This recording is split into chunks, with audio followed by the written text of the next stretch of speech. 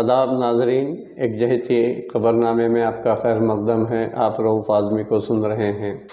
ناظرین، جنوبی ہند کی ریاست، تاریخی ریاست تلنگانہ کے عروس البلاد راجدھانی حیدرآباد سے میں راست ہوں، آپ کے ساتھ شیئر کر رہا ہوں چند لمحات۔ ناظرین، جیسا کہ آپ جانتے ہیں کہ 2014 سے ہمارا ملک کا موجودہ حکمران، موجودہ وزیر اعظم ملک کی ترقی، ملک کی بقا کے لیے بہت سے وعدے کیے، ملک کو اونچائی تک پہنچانے کے لیے بہت بلند بانگ دعوے کیے، قومی یکجہتی کی فضا کو برقرار رکھنے کے دعوے کیے، انسانیت کی بقا کے لیے، تعلیم یافتہ نوجوانوں کو روزگار کے لیے، صنعتوں کے قیام کے لیے، تجارتی مراکز کو فروغ دینے کے سلسلے میں ہوں، کسانوں کی سربلندی کے لیے، زرعی شعبے کو فروغ کے لیے۔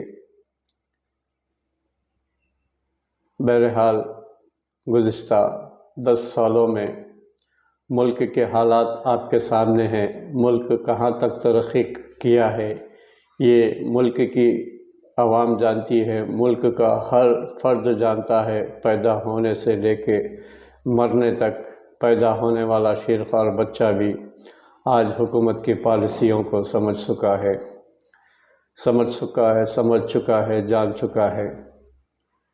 بہرحال ہمارے ملک کے وزیر اعظم نے جو وعدے کیے تھے، ان وعدوں کو پس پشت ڈالتے ہوئے، ملکی عوام کو سب سے پہلا قدم گمراہ کرتے ہوئے، دھوکہ دیتے ہوئے یہ اٹھایا کہ اچانک ہمارے ملک کے وزیر اعظم، جو کبھی اپنے آپ کو ان پڑھ کہتے ہیں، کبھی اپنے آپ کو چوتھی جماعت کا پاس کہتے ہیں، کبھی اپنے آپ کو پوسٹ گریجویٹ کہتے ہیں، کبھی چائے بیچنے والا کہتے ہیں، کبھی فقیر کہتے ہیں۔ میں تو فقیر ہوں، عوام کی خدمت کے لیے آیا تھا، عوام اگر موقع نہیں دیتی ہے تو میں اپنا جھولا لے کے چلا جاؤں گا۔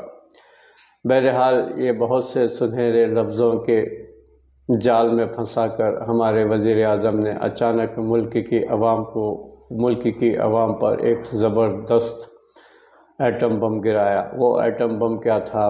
پہلا ایٹم بم ملک کے وزیر اعظم نے عوام کی اوپر برسایا۔ وہ ایٹم بم تھا نوٹ بندی کا اعلان۔ 1000 اور 500 روپے کے نوٹوں کو اچانک ردی کے ٹوکرے میں ڈال دیا گیا، رد کر دیا گیا اچانک۔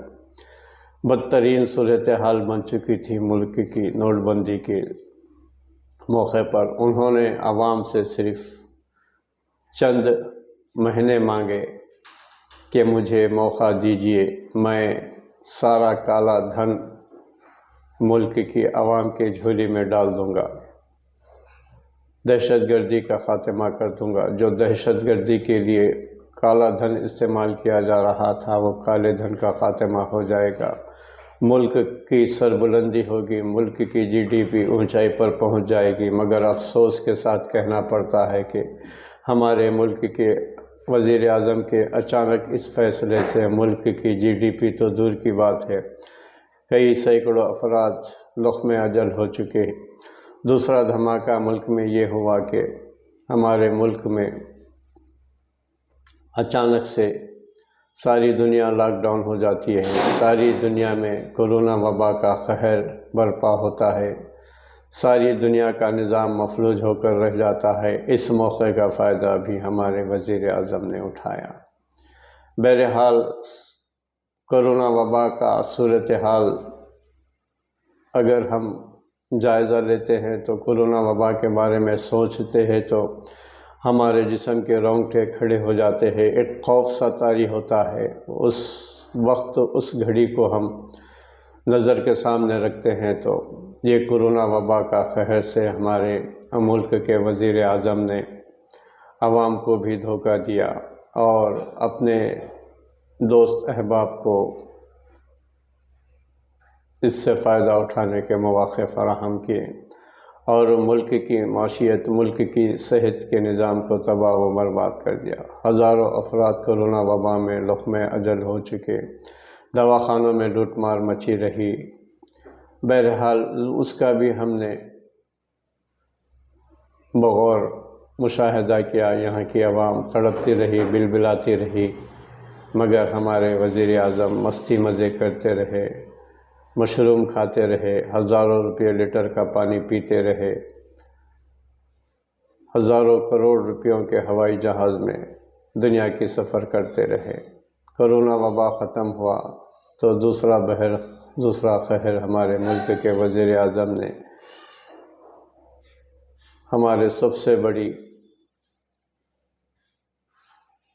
حکومتی سطح پر چلنے والی ٹرانسپورٹ ریلوے شعبے کو فروخت کر دیا، دھیرے دھیرے ایئر لائنز کو فروخت کر دیا، دھیرے دھیرے BSNL کو فروخت کر دیا، صنعتوں کو فروخت کر دیا۔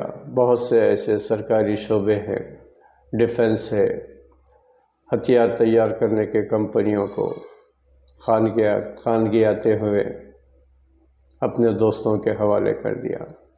بہرحال موجودہ صورتحال یہ بنی ہوئی ہے کہ حضرت تیسری مرتبہ بھی اقتدار پر آنا چاہتے ہیں۔ ملک میں کالا بازاری عروج پر ہے، مہنگائی عروج پر ہے، GDP کا ریٹ سطح سے گر چکا ہے، ہر طرف عوام پریشان ہے، کوئی